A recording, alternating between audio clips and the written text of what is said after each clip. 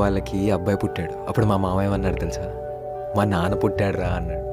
అదేంటి అలా ఎలా కుదురుతుంది అన్నాను. నా దాకొస్తే గానీ అర్థం కాలేదు.